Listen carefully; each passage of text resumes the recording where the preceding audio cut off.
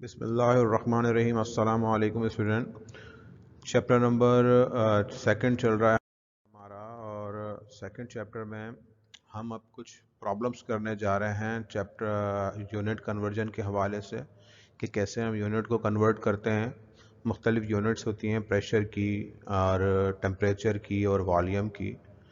तो हम इसको कैसे चेंज करते हैं, इसमें पढ़ेंगे बॉयज़ लॉ के न्यूमेरिकल्स किस तरह सॉल्व किए जाते हैं और चार्ल्स लॉ के न्यूमेरिकल्स को हम किस तरह सॉल्व करते हैं।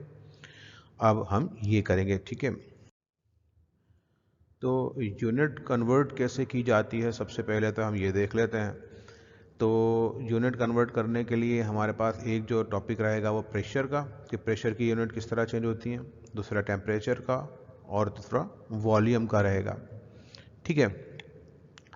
तो सबसे पहले हम प्रेशर की यूनिट कन्वर्ट करना देख लेते हैं कि अगर हमने प्रेशर की यूनिट्स को कन्वर्ट करना हो तो प्रेशर है क्या चीज़। प्रेशर होता है हमारे पास प्रेशर फोर्स अपॉन एरिया, यानी कि फोर्स पर यूनिट एरिया हमारे पास कहलाता है प्रेशर। तो फोर्स की यूनिट होती है SI यूनिट न्यूटन और एरिया की होती है मीटर स्क्वायर। तो इसकी यूनिट बन जाती है न्यूटन पर मीटर स्क्वायर, ठीक है, जिसे हम पास्कल किलो पास्कल भी कहते हैं, ठीक है।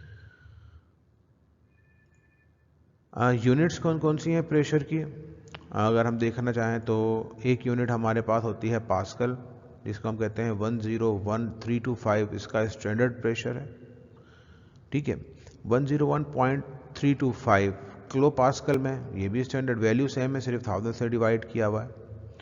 अच्छा, अगर यहाँ देखते हैं तो हमारे पास ये जो वैल्यू है 1 ATM, ये भी स्टैंडर्ड है प्रेशर का, सिर्फ यूनिट चेंज है। जैसे आपने मास की यूनिट देखी होंगी, ग्राम, किलोग्राम, टन यानी मैट्रिक टन, और नॉर्मल हम मन भी यूज़ करते हैं। तो ये सब यूनिट मास की हैं हमारे पास। इसी तरह प्रेशर की भी कई यूनिट्स हैं, जिसमें हमारे पास एक है पास्कल, एक है हमारे पास किलो पास्कल, एक एटमॉस्फेरिक, एक ऑफ मरकरी यानी मिलीमीटर ऑफ मरकरी, और टोर, और PSI मतलब पाउंड पर स्क्वायर इंच। ये हमारे पास डिफरेंट यूनिट्स हैं। अब जो वैल्यूज इनके साथ लिखी हुई हैं वो एक दूसरे के इक्वल है। मिसाल के तौर पर जैसे कि हमारे पास अगर मास हम देखें तो 1000 ग्राम 1 किलोग्राम के बराबर होता है। इसी तरह यहाँ पर अगर देखते हैं तो 101325 पास्कल जो है वो 101.325 किलो पास्कल के बराबर है। इसी तरह 1 ATM के भी बराबर है, 760 ऑफ मरकरी या 760 टोर के बराबर है, या फिर 14.7 PSI के बराबर है। यानी ये सब वैल्यूज़ इक्वल हैं अपनी यूनिट्स के एतबार से, ठीक है। अब हम इन यूनिट्स को कन्वर्ट कैसे करते हैं, तो हमें ये स्टैंडर्ड्स पता होने चाहिए। मिसाल के तौर पर अगर आपसे कहा जाता है कि आप 100 ATM को कन्वर्ट कर दें टोर में, या 500 टोर को कन्वर्ट कर दें ATM में, या 500 टोर को कन्वर्ट कर दें पास्कल में, या 30 PSI को कन्वर्ट कर दें आप टोर में, तो आपको अगर ये स्टैंडर्ड वैल्यूज़ पता हैं तो उस सूरत में आप इनको कन्वर्ट कर सकते हो। अगर ये स्टैंडर्ड वैल्यूज़ नहीं पता तो आप इनको कन्वर्ट नहीं कर सकते। यानी कि आपको दोनों के दरमियान रिलेशन लगाने के लिए ये वैल्यूज़ याद होना ज़रूरी है। ज़्यादा जो आपको ताल्लुक़ रहेगा वो इस ATM के साथ और इस ऑफ मरकरी या फिर टोर के साथ रहेगा। कभी कभार PSI में भी वैल्यू दे देते हैं। अब ये कहाँ यूज़ होता है, मिसाल के तौर पर अगर एग्ज़ाम में क्वेश्चन आ जाता है और उस न्यूमेरिकल में आपने वैल्यू पुट करनी है ATM में, लेकिन जो उस फॉर्मूले के अंदर वैल्यू लगेगी ATM के अंदर, लेकिन आपको दे दिया है PSI में, तो आपको पता होना चाहिए कि PSI से हमको ATM में कैसे जाना है। हम लिख सकेंगे 14.7 PSI बराबर है 1 ATM के, तो जितना PSI होगा फिर उस हवाले से हम यूनिटरी मेथड इस्तेमाल करके ATM में कन्वर्ट कर लेंगे। या फिर अगर टोर की वैल्यू दी गई है और बोला गया है कि आप बताएं इसको ATM में क्या वैल्यू होगी, और उसको ATM में पुट करना है आपको न्यूमेरिकल में, तो आपको ये अंदाज़ा होना चाहिए कि 760 टोर बराबर होता है 1 ATM के। तो यूनिट कन्वर्ट किस तरह करते हैं ये भी हम आगे देख लेते हैं। अगर आपसे कहा जाए कन्वर्ट 700 टोर इनटू ATM, कि 700 टोर को आप ATM में कन्वर्ट करें, तो आप क्या करेंगे। सबसे पहले आप लिखेंगे कि जो पिछला रिलेशनशिप था उससे आपको पता है कि 760 टोर बराबर होता है 1 ATM के। अभी आप पिछले स्लाइड्स में देख कर आए हैं, ठीक है। कितना 760 टोर किसके बराबर होता है 1 ATM के। अब जो चीज़ वैल्यू मालूम है आपको, उसको आपने लेफ्ट हैंड साइड में वैल्यू रखनी है उसकी, और जो आपने एटीएम में मालूम करना है उसको आपने राइट हैंड साइड पे रखना है। अब जो भी वैल्यू ये आपको ये नज़र आ रही है, यूनिटरी मेथड में आपको यहाँ 1 लेकर आना होता है, इसलिए पूरी वैल्यू इधर जाके क्या करेगी, यहाँ मल्टीप्लाई कर रही है तो यहाँ पे क्या करेगी, डिवाइड करेगी। तो ये 760 इस 1 के नीचे आके डिवाइड में आ गया, तो यहाँ क्या बच गया 1, तो 1 टोर जो है बराबर हो गया 1/760 एटीएम के। अब आपके पास जो वैल्यू दी गई है आप उसको दोनों साइड पे मल्टीप्लाई कर दें। जब दोनों साइड से मल्टीप्लाई करेंगे तो आप इधर 1 से 700 टोर मल्टीप्लाई हो रहा है, इधर इससे मल्टीप्लाई होगा, जब मल्टीप्लाई होगा तो ये 700 टोर कन्वर्ट हो जाएगा एटीएम में 0.92 एटीएम में। सिंपल आपने क्या करना है, जिसकी वैल्यू गिवन हो उसकी standard value left hand side पे और जिसकी मालूम करनी हो उसको राइट हैंड साइड पे, फिर लेफ्ट हैंड साइड से उठाकर वैल्यू राइट हैंड साइड पे ले जाएं डिवाइड में, तो यहाँ 1 बच जाएगा। अगर पहले से 1 हो तो ले जाने की ज़रूरत नहीं है, लेकिन 1 नहीं था, 760 था, तो डिवाइड में ले गए, और डिवाइड में ले जाने के बाद हमने बोथ साइड वैल्यू से जो आपको गिवन है उससे मल्टीप्लाई कर दिया, आपके पास एटीएम में कन्वर्ट हो जाएगी वैल्यू। ठीक है, तो एटीएम में कन्वर्ट करना इतना आसान है कि आपको इतनी मुश्किल नहीं है। अगर पीएसआई में भी दिया होता तो यहाँ पर हम 760 टोर नहीं रखते, एटीएम में कन्वर्ट करना होता तो हम यहाँ पर 14.7 पीएसआई रखते इज इक्वल टू 1 एटीएम से 14.7 यहाँ के डिवाइड करता, दोनों साइड वैल्यू को मल्टीप्लाई करते, एटीएम में कन्वर्ट हो जाता, पीएसआई एटीएम में कन्वर्ट हो जाता। तो ये डिपेंड करता है किस वैल्यू को आपने कन्वर्ट करना है। ठीक है, अब प्रेशर के बाद हमारे पास बारी आ गई है टेम्परेचर की। टेम्परेचर की एक टर्म इस्तेमाल, टेम्परेचर और प्रेशर के लिए एक टर्म बहुत इस्तेमाल होगी, वो होगी एसटीपी। एसटीपी का मतलब स्टैंडर्ड टेम्परेचर एंड प्रेशर होता है। ठीक है, स्टैंडर्ड टेम्परेचर एंड प्रेशर होता क्या है, स्टैंडर्ड टेम्परेचर मतलब 0 सेंटीग्रेड या और प्रेशर कितना 760 टोर, या फिर केल्विन में लें तो 273 केल्विन और 1 एटीएम। तो ये हमारे पास टेम्परेचर है स्टैंडर्ड। अगर सेंटीग्रेड में तो आप रखते ही नहीं है नॉर्मली, लेकिन सेंटीग्रेड में 0 सेंटीग्रेड होता है और केल्विन में 273 केल्विन होता है।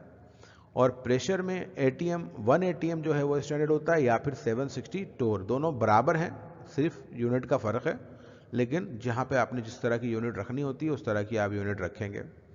ठीक है, तो प्रेशर अगर हो और तो याद रखिएगा आपके तकरीबन पूरे सिलेबस में ही जहाँ जहाँ पे आप टेम्परेचर फॉर्मूले में पुट करेंगे वहाँ पे आपने केल्विन ही रखना होगा, आप सेंटीग्रेड की वैल्यू या सेल्सियस की वैल्यू नहीं रख सकते।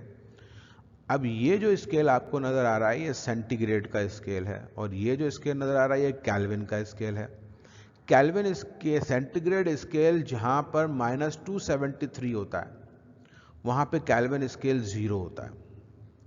ठीक है, इसी तरह ये बढ़ता चला जाता है, जहाँ इसका 0 आता है वहाँ पे इसका 273 केल्विन होगा, और इस तरह जहाँ पे इसका 100 होगा यहाँ पर क्या होगा 373, यानी कि 273 ऐड करते चले जाएंगे। यहाँ पे 273 ऐड करेंगे तो 0, यहाँ पे 273 ऐड करेंगे तो 273, और यहाँ पे 100 में 273 ऐड करेंगे तो 373। तो यानी कि 273 का डिफरेंस होता है हमारे पास, हमें सेंटीग्रेड में और फिर केल्विन में। इस पर डिग्री का निशान होता है, इस पर डिग्री का निशान नहीं होता, क्योंकि basically kelvin scale centigrade scale के ऊपर ही रन करता है। ठीक है, अगर आपको कन्वर्ट करना हो तो याद रखिए सेंटीग्रेड में कन्वर्ट करने के लिए केल्विन में से आप 273 माइनस करेंगे, और केल्विन में कन्वर्ट करने के लिए आप सेंटीग्रेड में क्या ऐड करेंगे 273 ऐड करेंगे। तो याद रखिएगा 273 जब भी ऐड होने जा रहा है, जब भी आपके पास सेंटीग्रेड वैल्यू दी गई है 273 ऐड करके केल्विन में कन्वर्ट कर देंगे। ये वाला तो आपके पास काम नहीं होगा, नॉर्मली आपको ज़्यादातर काम ये वाला करना होगा, यानी कि जहाँ भी आपके पास सेंटीग्रेड वैल्यू है वहाँ पे आपने 273 को ऐड करना होगा और उसे केल्विन में कन्वर्ट करना होगा। ठीक है, वॉल्यूम याद रखिएगा 1 मिलीमीटर क्यूब हमारे पास बराबर होता है 1000 DM क्यूब के। इस तरह 3 3 0 बढ़ते जाते हैं, तो 3 4 यूनिट है metre cube, DM cube cm cube और मिलीमीटर क्यूब, यानी कि metre cube, decimetre cube, centimetre cube और मिलीमीटर क्यूब। ठीक है, तो ये एक रिलेशन है वॉल्यूम का। लेकिन ज़्यादातर रिलेशन जो आपके पास आता है वो ये वाला आता है, सेंटीमीटर क्यूब और डीएम क्यूब का, यानी 1 डीएम क्यूब बराबर होगा 1000 सीएम क्यूब के। अब 1 डीएम क्यूब 1000 सीएम क्यूब के बराबर है, तो इस हवाले से आपको ज़्यादातर न्यूमेरिकल में सीएम क्यूब में वैल्यू दी हुई होती है, तो आपको डीएम क्यूब में अगर न्यूमेरिकल में पुट करना होता है तो आप न्यूमेरिकल में पुट करने के लिए सीएम क्यूब को कन्वर्ट करते हो डीएम क्यूब में। याद रखिएगा 1000 सीएम क्यूब 1 डीएम क्यूब के बराबर है और 1 डीएम क्यूब 1000 सीएम क्यूब के बराबर है। अगर आपको डीएम क्यूब में जाना है तो 1000 से डिवाइड करना होगा, अगर आपको सीएम क्यूब में आना है तो 1000 से मल्टीप्लाई करना होगा। किस तरह? अगर कहा जाएगा convert 100 centimetre cube in DM cube,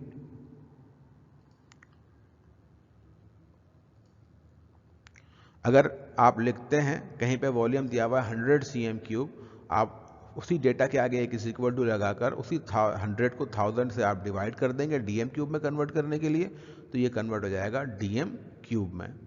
clear हो गई बात? तो जहां भी सीएम क्यूब में वैल्यू दी हुई है डीएम क्यूब में आपने कन्वर्ट करना है तो 1000 से जस्ट आपने क्या करना है, डिवाइड करना है, वो कन्वर्ट हो जाएगा किसके अंदर, डीएम क्यूब में।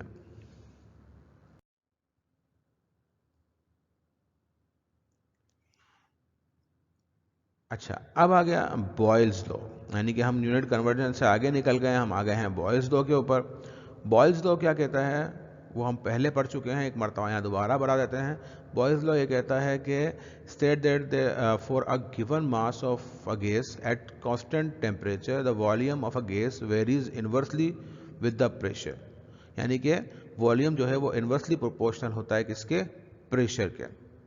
ठीक है, तो जिसकी मदद से हम ये वाला फार्मूला ड्राइव किया था हमने अपने थ्योरी के लेक्चर में, जिसमें हमने कहा था P1 multiply by V1 is equal to P2 multiply by V2, जिसे हम कहते हैं P1 V1 is equal to P2 and V2। ठीक है, इसके हवाले से प्रॉब्लम नंबर 1 कर लेते हैं। प्रॉब्लम नंबर 1 में कह रहा है कि अ डीप सी डाइवर, एक डीप सी का डाइवर है, is working at a depth, जिस पे डेप्थ में काम कर रहा है, where the pressure is 3 atm। यहाँ पे जो प्रेशर अप्लाई हो रहा है वो 3 atm का हो रहा है, यानी कि पानी के अंदर इसका प्रेशर जो अप्लाई हो रहा है 3 atm है। He is breathing out air bubbles, वो उसने सांस लेता है। The volume of each air bubble is 2 centimetre cube. जहाँ वो खड़ा है 3 atm पर, वहाँ पर उसका जो प्रेशर आ रहा है, वो जो वॉल्यूम आ रहा है वो कितना आ रहा है, 3 cm क्यूब आ रहा है। At the surface the pressure is 1 atm। जब वो सरफेस पे जाएगा तो प्रेशर क्या होगा, 1 atm। यहाँ पे जो बबल है वो छोटा होगा, इस पर प्रेशर ज़्यादा पड़ रहा है, ऊपर जाते जाते इसका साइज़ क्या होता जाएगा, बड़ा होता जाएगा, क्योंकि प्रेशर क्या होता चला जाएगा, कम होता चला जाएगा। हमने कहा कि जब चीज़ प्रेशर कम होता है तो वॉल्यूम बढ़ता है, यहाँ प्रेशर ज़्यादा है, जहाँ पे डाइवर खड़ा है और ऊपर जाते जाते प्रेशर क्या हो रहा है, वो कम हो रहा है, इससे ऐसे वॉल्यूम क्या हो रहा है, बढ़ रहा है, जो कि बॉयज लॉ के मुताबिक है। वो कहता है at the surface the pressure is 1 atm, what is the volume of each bubble when the reach the surface. जब सरफेस से पहुंचेगा तो इसका वॉल्यूम क्या होगा। इससे पता लग गया कि हमें P1 जो है हमारे पास वो 3 atm, जहां वो खड़ा है वो प्रेशर 3 atm है, तो बबल का साइज वहां पे कितना है, 2 सेंटीमीटर क्यूब है। लेकिन कहता है कि अगर प्रेशर 1 atm सरफेस पे हो जाएगा तो उस वक्त उसका वॉल्यूम क्या होगा। ठीक है, देख लेते हैं, वही बॉयज लॉ अप्लाई करेंगे, P1 V1 is equal to P2 and V2। ठीक है, वैल्यूज पुट कर देते हैं।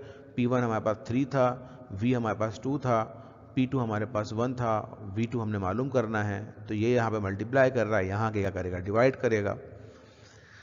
जब अरेंज करेंगे इस V को V2 को, तो उस सूरत में हमारे पास इस तरह की जो है वो वैल्यूज आ जाएंगी, और फिर जब इसको हम कैलकुलेट करेंगे तो हमारे पास आंसर आ जाएगा 6 सेंटीमीटर क्यूब, यानी कि जो बबल 2 सेंटीमीटर क्यूब का था वो सरफेस पे आके 6 सेंटीमीटर क्यूब का हो जाएगा। ठीक है, तो इस तरह प्रेशर चेंज होते हुए वॉल्यूम चेंज हो गया। नेक्स्ट प्रॉब्लम पे आते हैं, प्रॉब्लम नंबर 2 पे।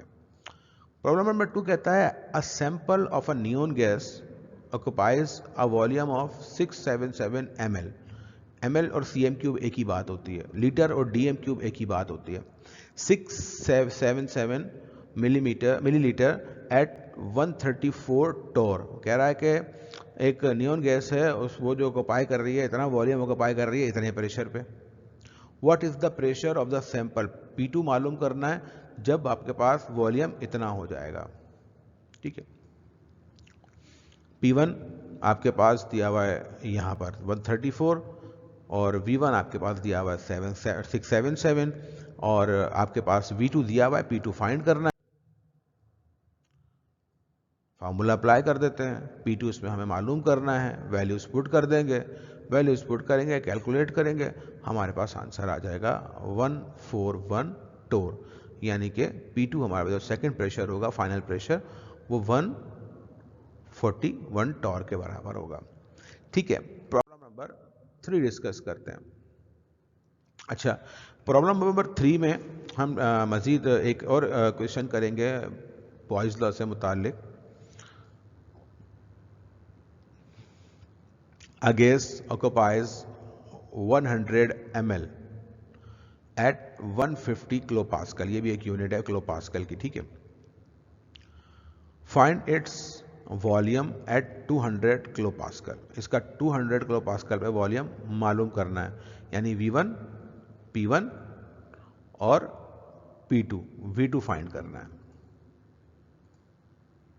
गिवन क्या है, V1 कितना 100 ml, इस ml को आप स्मॉल लेटर में भी लिख सकते हैं, कैपिटल लेटर में भी हमारे पास चल जाता है ठीक पाकिस्तान में। और P1 जो है हमारे पास 150, वो ये रहा, V2 फाइंड करना है और P2 जो है वो 200 किलो पास्कल है। ठीक है, वर्कआउट करते हैं। P1 हमारे पास फॉर्मूला क्या है, P1 V1 is equal to P2 and V2,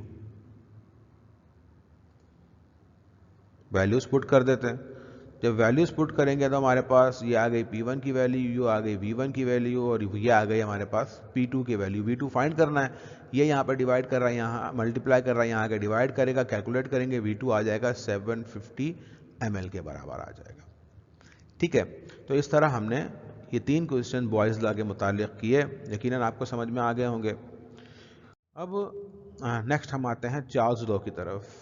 Charles law पढ़ चुके हैं, मैंने स्टेटमेंट यहाँ पे दोबारा लिख दिए हैं कि हमारे पास जो स्टेटमेंट है, state that the volume of a fix mass of gas is directly proportional to its kelvin temperature if the pressure is kept constant. अगर प्रेशर कांस्टेंट हो तो वॉल्यूम और टेम्परेचर साथ बढ़ते हैं, साथ कम होते हैं, यानी कि जितना प्रेशर बढ़े, जितना हमारे पास टेम्परेचर बढ़ेगा उतना वॉल्यूम भी बढ़ेगा, उतना जितना टेम्परेचर कम होगा उतना वॉल्यूम भी कम होगा। ये हमारे पास चार्ल्स लॉ के मुताबिक साबित हुआ। और उससे हमने इक्वेशन पिछले लेक्चर्स में अपने किया था, जिसमें हमने ड्राइव किया था कि V1 upon T1 is equal to V2 upon T2 के बराबर है। ठीक है, इस फॉर्मूले को यूज करेंगे आगे। Problem number 1, a balloon inflated in a room at 24 degrees centigrade has a volume of 4.00 litre या DM क्यूब हो सकता है। ठीक है, इतने टेम्परेचर पे इतना वॉल्यूम है, यानी कि ये T1 होगा तो ये हमारे पास V1 होगा। The balloon is then heated to a temperature of 58 centigrade, यानी कि T2 इसका बढ़ा दिया गया है 58 डिग्री सेंटीग्रेड। ये किया गया, पूछा गया कि what is the new volume if the pressure remain constant. अगर प्रेशर कांस्टेंट हो तो उसका न्यू वॉल्यूम क्या होगा। ये काम आपको मैंने कहा था कि आप घर पे भी करके देख सकते हैं, बलून के टेम्परेचर को चेंज करके। क्या क्या चीज़ें हमारे पास, ये फॉर्मूला तो हमारे पास यही लगेगा, V1 upon T1 is equal to V2 upon T2। Known चीज़ें क्या क्या थी हमारे पास, वो क्या था, V1 हमारे पास 4 लीटर है, T1 हमारे पास 24 डिग्री सेंटीग्रेड है, 273 ऐड कर देंगे 297 केल्विन बन जाएगा। इसी तरह T2 हमारे पास जो है वो 58 सेंटीग्रेड प्लस 273 ये बन जाएगा हमारे पास 331। और हमने मालूम क्या करना है, V2 हमने फाइंड करना है। ठीक है, यहाँ पे हमने फार्मूला लगा दिया, V1 upon T1 is equal to V2 upon T2। ये फार्मूले में हमने फाइंड करना है V2, तो ये हमारे पास जो T2 यहाँ पर है वो यहाँ आके मल्टीप्लाई करेगा, फार्मूला बन जाएगा V1 T2 divide by T1 is equal to V2। तो V2 हमारे पास बराबर हो जाएगा V1 T2 और V1 के, वैल्यू पुट करेंगे यहाँ पे और वैल्यू पुट करके डिवाइड करेंगे तो हमारे पास आंसर आ जाएगा V2 इज़ 4.46 लीटर या डीएम क्यूब के बराबर आ जाएगा। ठीक है, अगला न्यूमेरिकल देख लेते हैं, problem number 2। What is the temperature of a 2.3 litre balloon if it shrink to a volume of 0.632 liter when it is dipped into a liquid nitrogen at a temperature of 77 Kelvin। ठीक है, वो कह रहा है कि हमारे पास what is the temperature पूछ रहा है क्या होगा। 2.3 लीटर बलून, एक बलून है जिसका वॉल्यूम जो है वो 3.2 लीटर है, वो श्रिंक कर जाता है कितने लीटर तक, इतने लीटर तक। ठीक है, और उसका टेम्परेचर इतना होता है। T1 मालूम करना है, V1 दिया हुआ है 2.3 लीटर, T2 हमारे पास दिया है 77 केल्विन और V2 हमारे पास दिया है 0.642 लीटर। ठीक है, तो ये हमारे पास डेटा दिया हुआ है। उसने कहा कि हमारे पास T1 मालूम, टेम्परेचर मालूम करना है जब हमारे पास बलून इतना है 2.3 लीटर के। T2 हम इतना कर देते हैं तो वॉल्यूम इतना होगा, फॉर्मूला पुट कर देते हैं। फॉर्मूले में हमें मालूम करना है, फॉर्मूला वही है हमारे पास, V1 upon T1 is equal to V2 upon T2 से हमने इसको ड्राइव कर लिया।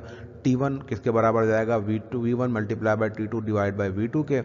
तो इस तरह हमारे पास यहाँ पर वैल्यू पुट कर देंगे, V1 की जगह पे V1 2.3 आ जाएगा, T2 की जगह पे T2 77 आ जाएगा और V2 की जगह पे यह आ जाएगा। वैल्यूज़ कैलकुलेट करेंगे तो केल्विन में टेम्परेचर आ जाएगा हमारे पास 276 केल्विन के बराबर आ जाएगा। ठीक है, अगर इतना हम टेम्परेचर करेंगे तो हमारे पास, और इतना हम वॉल्यूम करेंगे तो हमारे पास टेम्परेचर इतना होगा, इतना बढ़ जाएगा, क्योंकि जैसे कम टेम्परेचर था तो वॉल्यूम इतना था। जाहिर बात है जब वॉल्यूम बढ़ा है तो चार्ज लॉ के मुताबिक टेम्परेचर भी बढ़ा होगा, तो वो बढ़ के कितना हो गया, 276 केल्विन के बराबर हो गया। ठीक है, एक और न्यूमेरिकल की तरफ चलते हैं, चार्ज लॉ के, प्रॉब्लम नंबर 3। कहता है gas occupies 473 centimetre cube at 30 degree centigrade. कहता है एक गैस है जो 473 सेंटीमीटर क्यूब वॉल्यूम ऑक्यूपाई कर रही है, कितने टेम्परेचर पे, 36 डिग्री सेंटीग्रेड पे। Find its volume, V2 find करना है 94 सेंटीग्रेड के ऊपर। ठीक है, पता ही है टेम्परेचर और वॉल्यूम का बाकी बात हो रही है तो यकीनन टॉपिक किस हवाले से बात कर रहा होगा, चार्ज लॉ के हवाले से ही बात कर रहा होगा। ठीक है, गिवन वैल्यूज क्या है हमारे पास, सबसे पहले उसने कहा है कि वॉल्यूम V1 कितना है, 473 सेंटीमीटर क्यूब, V1 लिख लिया। T1 कितना है, 36 डिग्री सेंटीग्रेड, 36 डिग्री सेंटीग्रेड को 273 ऐड करके 309 केल्विन में कन्वर्ट कर लिया। ठीक है, find its volume, V2 find करना है और 94 सेंटीग्रेड यानी T2 को कन्वर्ट कर लिया 273 ऐड करके 367 केल्विन में। ठीक है, फॉर्मूला वही है हमारे पास जो कि हमने इस्तेमाल किया था चार्ज लॉ के हवाले से। इसको हमने क्रॉस मल्टीप्लाई करके लिख लिया है। वैसे फार्मूला होता है V1 upon T1 is equal to V2 upon T2, cross multiply करेंगे तो इस तरह हो जाएगा हमारे पास। ठीक है, V1 की जगह पे जो वैल्यू थी वो 473 रख दी। T2 की जगह पे वैल्यू थी वो T2 की थी यहाँ 367, वो यहाँ रख ली और इज इक्वल टू के बाद V2 हमें फाइंड करना है और T1 की वैल्यू हमारे में यहाँ रख ली। ये T1 की वैल्यू यहाँ आगे क्या करेगी, डिवाइड करेगी। इस तरह हमारे पास V2 का वैल्यू बन जाएगी 562 सेंटीमीटर क्यूब। ठीक है, तो जो पहला वॉल्यूम दिया होगा आंसर भी उसी में ही आएगा। ठीक, और दो जो यूनिट है आपने सेम करनी होगी लाजमी। देखिए टेम्परेचर ये भी केल्विन में तो ये भी केल्विन में। अगर आप बॉयल्स लॉ कर रहे थे तो अगर प्रेशर एक में टॉर में दिया हुआ है एक में एटीएम में, तो दोनों को या तो आपने टॉर में ले जाएं या दोनों किस में ले जाएं, एटीएम में। लेकिन अपनी प्रैक्टिस किस में रखें आप कि दोनों वैल्यूज़ को आप किस में लेके जाएं, एटीएम में लेके जाएं, क्योंकि अक्सर जगह पे आपको फॉर्मूले के एतबार से एटीएम में वैल्यू पुट करनी होती है। ठीक है, तो यहाँ हमने जो टॉपिक कवर किए हैं उसके अंदर हमारे पास चैप्टर नंबर 2 के हवाले से जो हमने पिछले लेक्चर्स में अपने थ्योरी की थी उसके हमने न्यूमेरिकल्स किए। ठीक है, इसके वर्कबुक में क्वेश्चंस भी दिए हुए हैं, वहाँ आप जाके देखेंगे, वहाँ सॉल्व करेंगे तो अब इतनी प्रॉब्लम आपको नहीं होगी, आप उसको सॉल्व कर सकते हैं आसानी से। जब आप उसको सॉल्व करेंगे तो आगे जाइएगा, इससे पहले मज़ीद आगे भागने की कोशिश नहीं कीजिएगा। ठीक है, बहुत शुक्रिया, थैंक यू, अल्लाह हाफिज़।